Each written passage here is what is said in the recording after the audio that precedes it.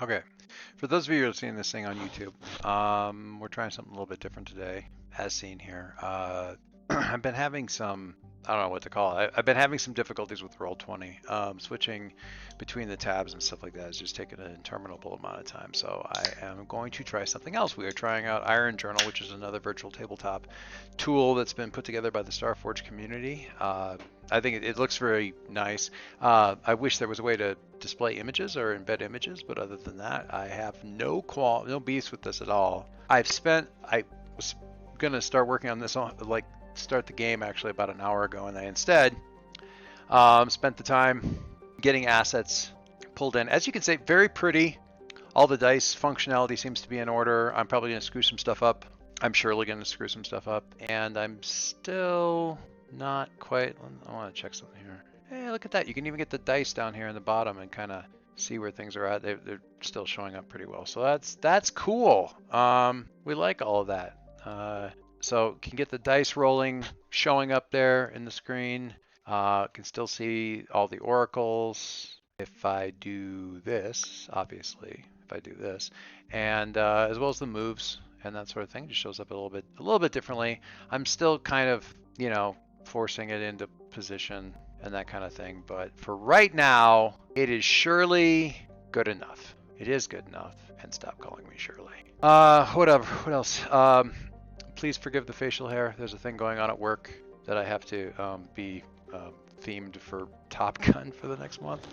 This is the problem with being somebody who's associated with the media team and the only person who can act. So there you go. Anyway, so let's get back to this. We are doing Ironsworn and our Starforged, and here we have a new sheet that I'm going to be kind of kludging my way through here and trying to sort everything out. When we last left Earl, we were looking at. We had a couple different things that we had been just recently sworn in terms of things that we said we would do. The next question being, where the hell are they? I don't know. Where did Earl? Where did you put your vows, Earl? Where did you put your vows? Ah, there they are. I guess I was actually looking at them already. Whoops. All right, so we have yeah, it's interesting where all this stuff tracks. So we have, of course, our core one down here, our epic, find out what happened and get justice for the crew of the Zebulon Harding and Saria's happened to and get justice for the crew of the Zebulon Harding and Saria's tribute. Stop Kimura Shim's attempts to kill Glimmer's precursor Lycan and or get terraforming back online. They've been going on for a bit. Kimura Shim one certainly for a little bit.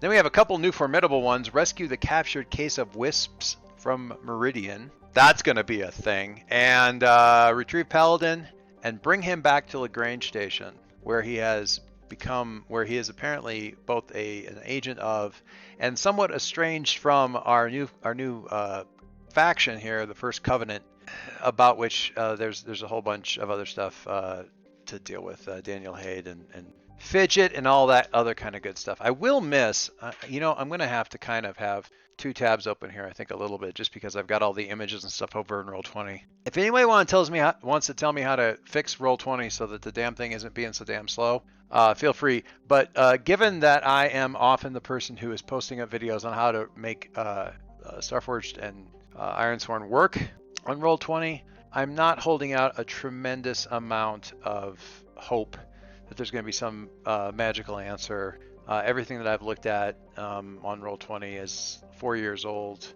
Boils down to, remove character sheets, which cool, except I only have the one. So getting rid of old characters is not really too useful, and all I have are handouts with a couple of images and stuff. I have a lot of images in here, but because I'm a pro user who's been using Roll20 for years, so the slowness of this is, I will say, frustrating. But in the meantime, here's where we are right now. We've got Earl and Fidget, Alexandra, something. What's her name? Alexis, aka Fidget, who has come along with Earl on his ship, and he has sworn a vow to the sort of administrator of Lagrange Station, and to go and retrieve Paladin. But we also have a vow sworn to Kay, who is no longer traveling with us at the moment. They are staying in Lagrange along with the little star babies, and we'll just figure out what's going on with them a little bit later. That's fine. Lagrange is well invested in taking care of them because apparently they have some sort of... Earl pauses a long time before he says the word prophecy about them. Interestingly, they haven't been particularly forthcoming about what that prophecy entails, but it has to do with more Empire, and it has to do with these the wraiths as Kay is, the wisps, these are the babies, and the tempests, the very big bastards that are rampantly terrorizing the space lanes. We need to figure out what we're going to be doing next, which, well, that's us on the bridge then. That's the scene on the bridge. We've got Earl, Fidget on the bridge with Zeb, and Zeb and to a certain extent Zeb and Fidget are both kind of looking at Earl going, well, what's next? Earl's kind of pondering out the space out the front viewport and regarding, somewhat pensively, Lagrange Station here and everything that has happened in the last little while. And without really turning, he speaks, and it's probably to fit. It's pretty obviously to Fidget. It's like, I'm gonna need you to trust me on this next part. And she said, all right, not totally guard down. Not entirely supportive, but, willing to hear what he has to say. Earl says, I've promised your people that I'm going to bring Paladin back here, and I am, but I've also got promises out to a few other folks that I need to take care of as well. And while what we do here for this group is important to me, I am much obliged at the way they've taken me in here and given a space for Kay and really a place for us to return to. And I am very much obliged. It means a great deal to me. So does the other promises I've made. That's my nature. It is what I am with Ironsworn. You can call it, I guess, a religion if you want to. And she kind of tries to shake that off. No, it's fine. But it is at least a calling. It's what I got to take care of. I will, and I promised already, so I'm not going to say it again, but I will get Paladin back here if there's a way to do so. Preferably breathing, because he's a friend of mine. One way or the other, he'll get back here. So, with that said, I'm just going to need you to trust me because not everything's going to be on. The path I have discovered is not always straight. Isn't that right, Zeb? Oh, that is correct, Earl. In fact, even when we expect it to be straight, it frequently isn't. Nope, it definitely, especially if we're going to plot that course through uncharted space that we have never been able to verify is safe. Nope, that's in fact, without anything so much as even scouting documents or any sort of intelligence or knowledge whatsoever of what might lie in our path. No, that's absolutely... In fact, even when we're... All right, Zeb, I see your point. Well, it should comfort you to know that our next step in this is actually a route that we have charted and should be relatively well known. Well, that is a comfort, Earl. Thank you very much. I'm pleased to hear that. Yeah, well, that's the good news. Bad news is we need to head back to Glimmer. There's a long for Zeb. There's a Zeb long silence, after which he says, the last time we were at Glimmer, I believe the system was under a interdiction from the Meridian Station ships. Do you think that isn't the case anymore? Oh, no, I imagine it probably still is. We haven't been gone that long, and they're still looking for us. And they ain't back here. At least most of them aren't. So I think we're just going to have to go into the mouth of the lion and hope she don't chomp down on us. Good news, bad news? Well, the good news is we are going to have a charted path.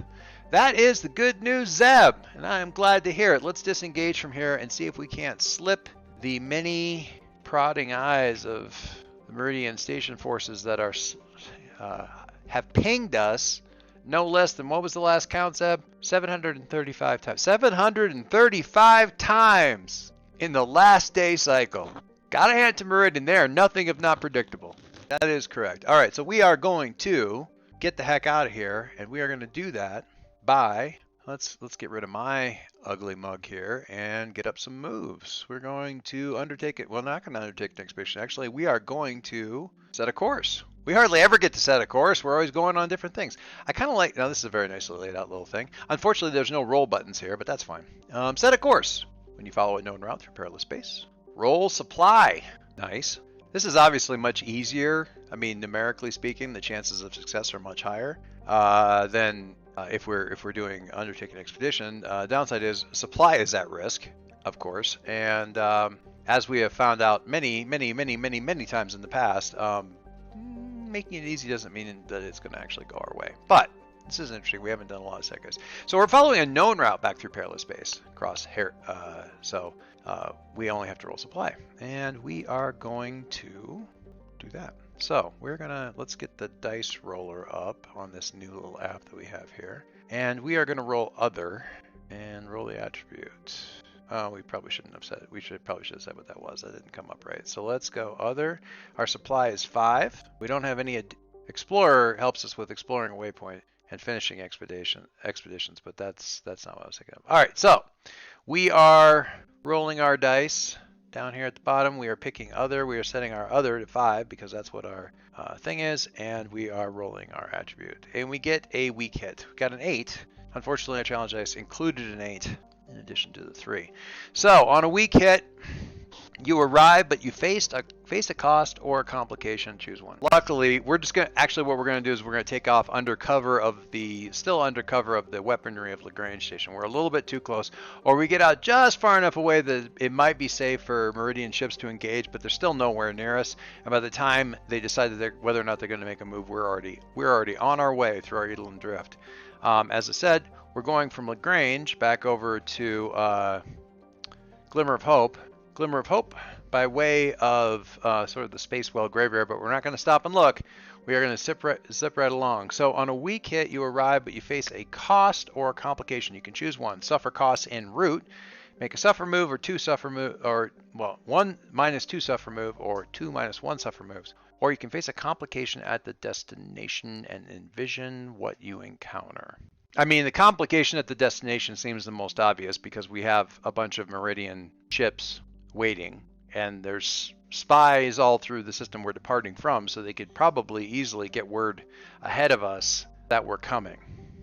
Face a complicated. I think what we have to do is we have to face danger to get down to the system because we're coming in stealthy. So we need to come in and basically immediately we need to come in at a slightly odd location in the system, and we're going to face danger on it. There's where our stealth thing is coming into, is we're going to come in there and we are going to attempt to face danger with stealth, with shadow, to get past these things. We're going to use deception, stealth, or trickery to face danger, something risky, reacting to an imminent threat. And that's probably a conversation beginning. You know, Zeb and I are sitting there, and he's like, "Earl, are we not going to cloak and maneuver before we depart? No, let's just let them go. We're going to do that when we land, and hopefully confuse them."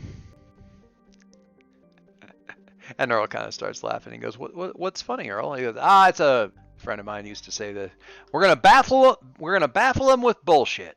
That's what we're going to do, Zeb. Baffle them with bullshit." Is that the code name for our stealth module? Yeah. Yes. Engage bullshit. As soon as we come out of the Edelon Drift, Zeb, we're going to land in Glimmer and we're going to engage bullshit. And this is not exactly how Zeb and Earl normally interact, but I'm going to chalk some of that up. I'm going to chalk all of it up, actually, to the fact that Earl is playing a little bit to an audience. And I think Zeb is, let's say, I think somebody left a comment on the last one that said that Zeb was like the ultimate wingman.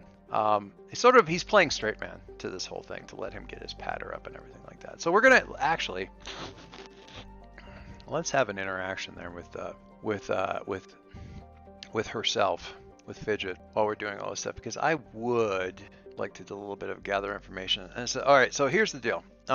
My plan. We have to go to Meridian Station.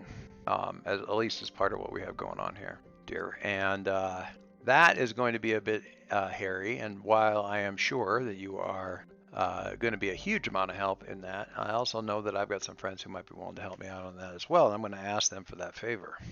And that means Paladin. And that conveniently puts him on my ship and a little bit, to an extent, at my mercy, because I could just take him to Lagrange after he helps me. That's what I'm planning on doing. So, he's going to be on here. Have you met him? Do you know him, or is he going to, more to the point, is he going to know you? And I am going to, actually, I'll ask an oracle. I will do an oracle move first, just to see if they do know each other. I don't think it's very likely. but we're going to go to the core oracles here. Some of these have a role function down here at the bottom. Probably because the Ask the Oracle one is a different kind of thing. All right, so there is I think it is unlikely that Fidget and Paladin know each other. Let's say it's unlikely. All right, so yeah, the Oracle agrees with me.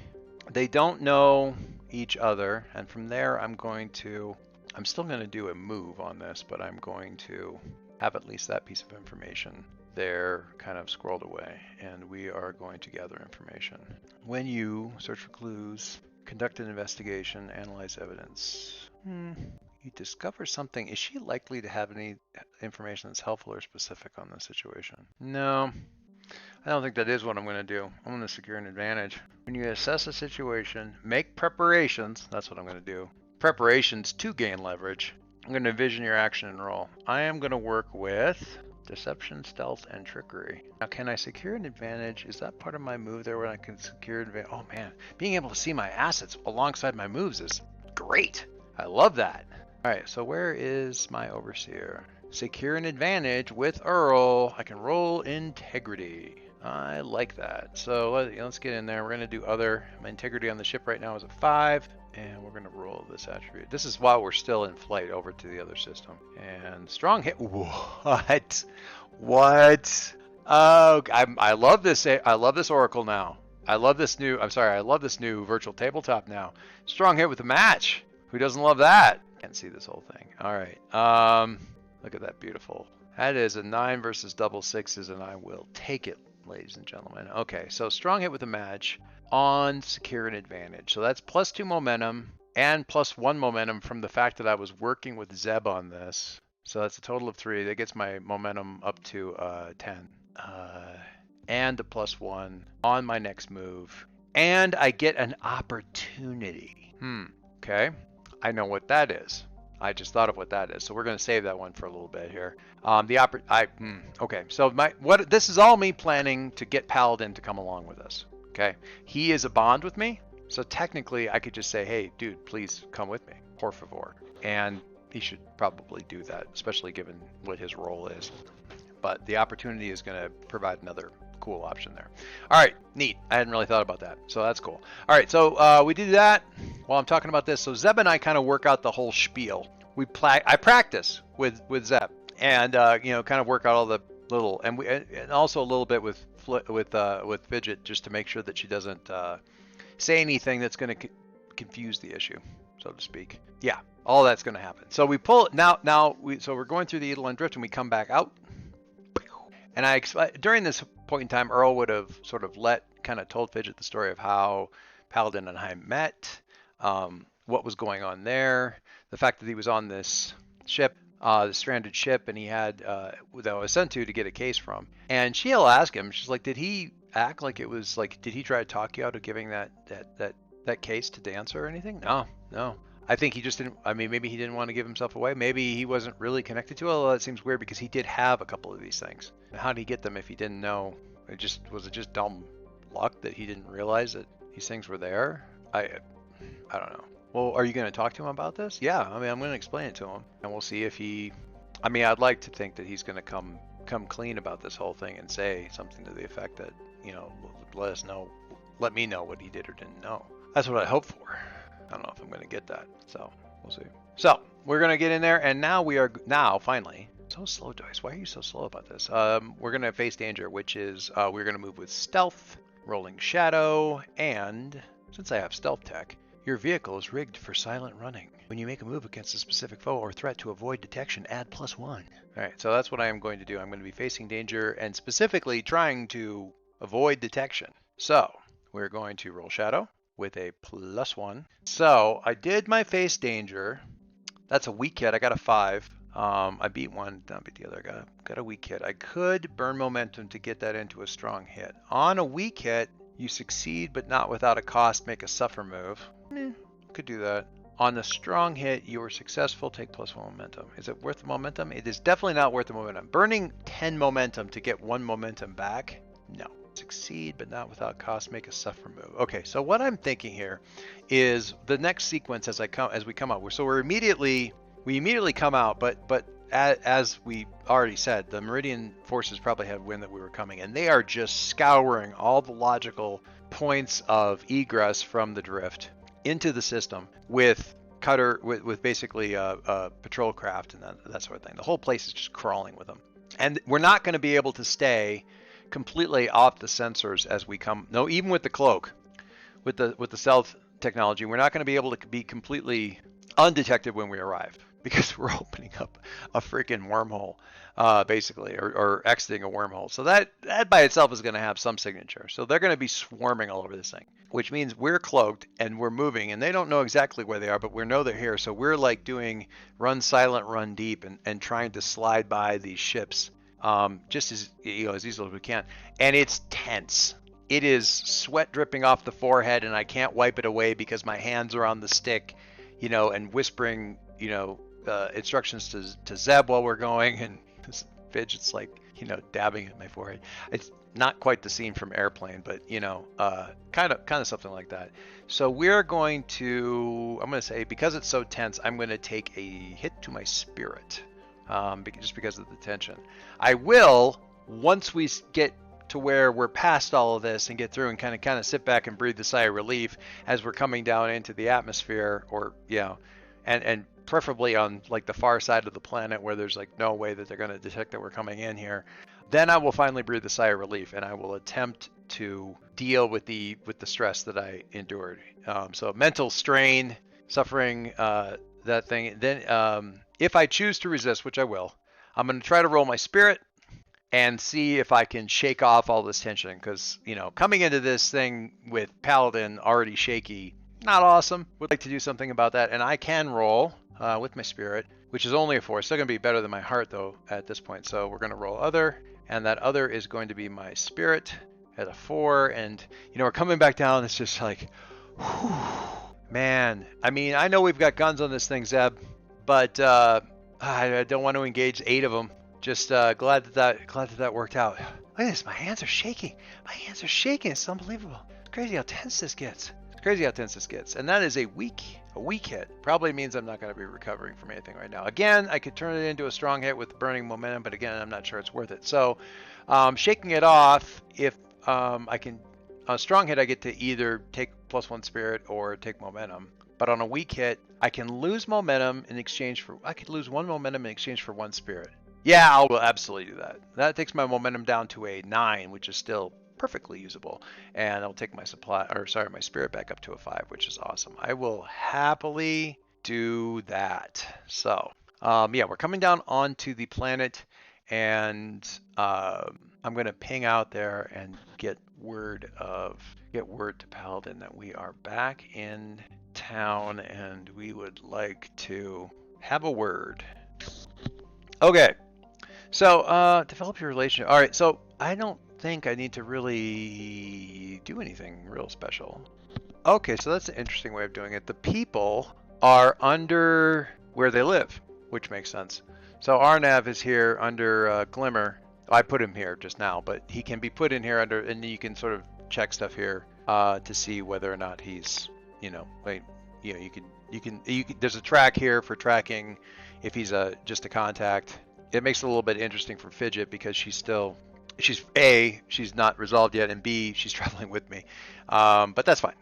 That's interesting. I don't hate that, I guess, because you're really going to be looking for that person. I mean, you know that they're going to be with a particular location, so that's fine. Interesting. Okay, so I don't really need to do anything, so I'm just going to radio and just let them know that we're back in the world and have a need to talk to him, bringing in a friend. A friend, eh? Anyone I know? Particularly glowing personality? No, not that glowing personality. Very nice though. I'll look forward to introducing you. All right. I'll bring a friend too. So what I'm going to do, so we get the scene. Where did we put that city? Did we put that over here under Glimmer? Yeah, we did. All right, so here we've got that big dome world that's on Glimmer. I believe this art was by, we decided to call it just W City 3, by Zhao Hu. Zhao Hu? Zhao Hu. Sorry, I'm murdering that. But yeah, so that's the individual over at Art Station who did this piece up. I really like this for something in that toxic atmosphere of Glimmer. And this is where we meet up with Paladin in one of his bolt holes. Paladin is here, and I really wish the Roll20 was behaving with the character sheet, because honestly, with all the assets that I have here, it's really handy to have all the images and stuff coming up here where I can see them. All right, so here we have we got Arnav, Scout, aka Paladin, Arnav Zhang, and our good friend Asana, who we rescued on Arnav's behalf and is also there with Arnav when we show up. This is the opportunity that has arisen, because if you'll recall, Asana is also one of my contacts, and she is also, if I'm not mistaken, a bond, which means it is a lot easier for me to ask her to do stupid stuff for me, which is awesome. And I don't know why I'm trying to open this up, because it takes, oh my god, this is so slow. I don't know why it's so slow like this. It's really frustrating. And I think it's really mostly, at least so far, it's mostly what I've been encountering with Starforged, so it just takes a bloody age to... It's not so bad toggling back and forth once you're going, but Lord D, it does take a while. Alright, so yeah, Arnav and Asana is also... I have her noted that she's a +2, so she's also a bond. Awesome. Alright, so basically I'm going to lay this whole thing out for them. Here's the deal, folks. I did eventually get over to Last Hope, got over to Lagrange. And yeah, they are connected to quite a bit of this stuff. And we talked a bit, and in looking at what they were able to tell me, I didn't get any real memories back, but I did get information that explained some of the stuff that I didn't know. I came to realize that, you know those 2 canisters with the little wisp creatures? We got those things stabilized. Arnav, you remember when I first rescued you back in the day over on K34, KTAC 347B? Yeah, Frey's Vengeance, or whatever the damn thing was called. Yeah.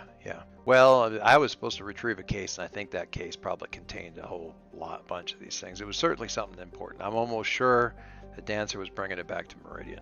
And we have been friends, business partners, contact for a long time, but I think they're probably in bed with Meridian. It'd be hard not to be if you're living there on the station. In any case, I think that case has had a bunch of these creatures in it. And they're free creatures, and I want to do right by them. I promised Kay that I would, so I'm going to be trying to get into Meridian Station and see if I can get them back. I know that sounds a little crazy, sounds a little difficult. Certainly a hell of a lot for one person or 1 or 2 people here to pull off, even with Zeb's help, or us helping Zeb, I guess. Which is why I'm asking for some help. And I'm looking at Arnav, but I'm not unaware that Asana is right there, because my hope is that I can get them both to agree.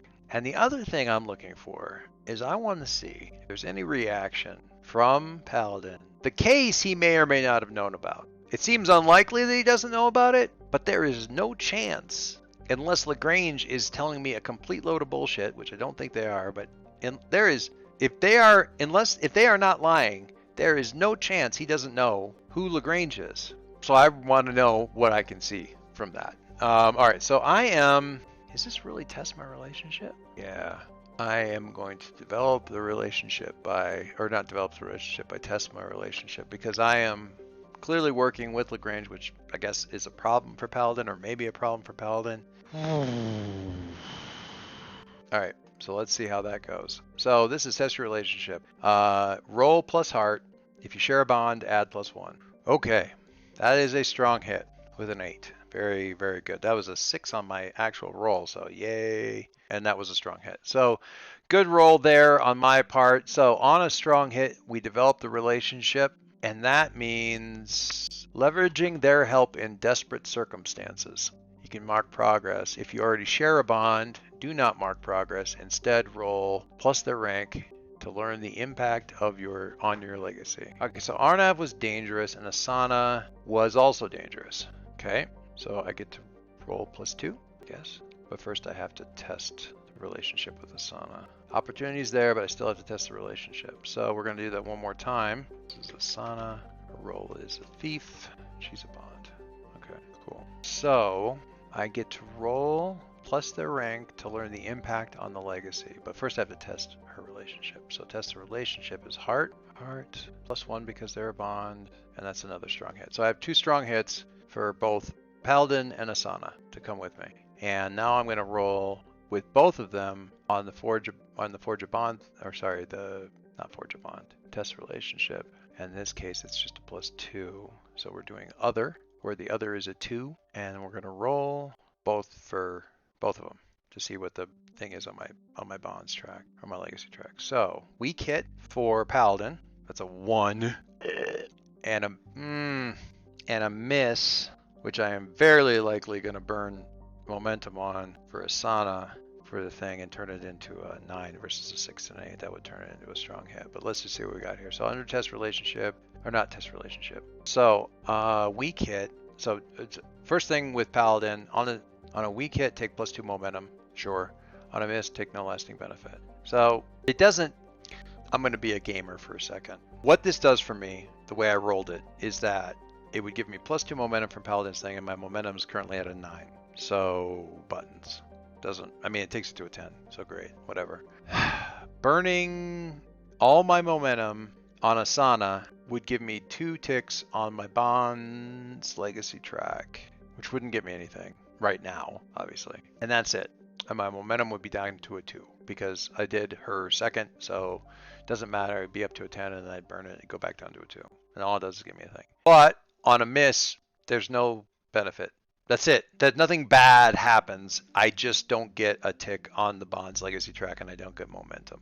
I don't think that's worth burning the momentum on for me. For me, that's not worth it. Unless it was gonna tick me over and give me another couple of XP or something like that, it would not be. It's not worth it to me.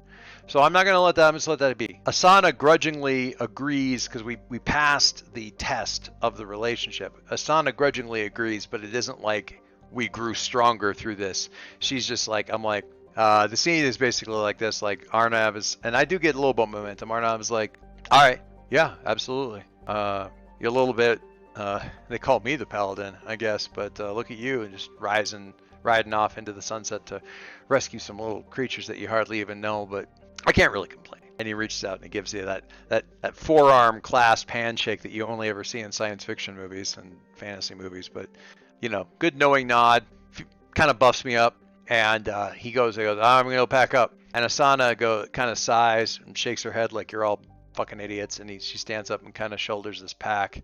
All right, I'm gonna head over to the ship. Did you park in the same place? Yeah, I did. Thanks a lot. Yeah, fuck off, and walks out of the door. So it's not, there's no bonding, there's no handshaking, there's no nothing. There's certainly no thing that really beefs up my legacy track of my bonds and stuff like that. She's agreeing to go. She thinks I'm a moron. The end. And actually, I like that. I'm fine with that. All right, so that's that. They head out of the room, and I kind of look at it. I kind of look at Fidget and say, "Okay, phase 1." She nods.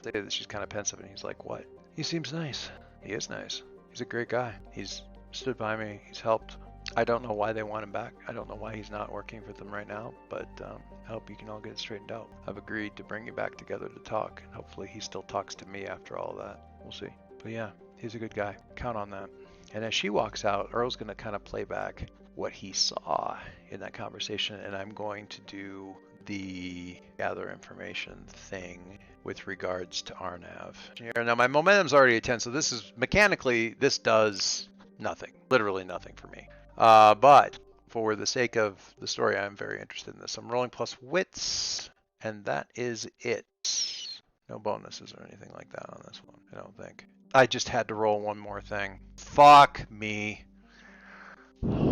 She walks out of the room, and Earl plays back in his head the conversation. And because he's smiling, he's really a good guy, and he's being reassuring, and she turns and walks away, and the whole expression just, he's like, yeah, he's a great guy, and it all just drops away.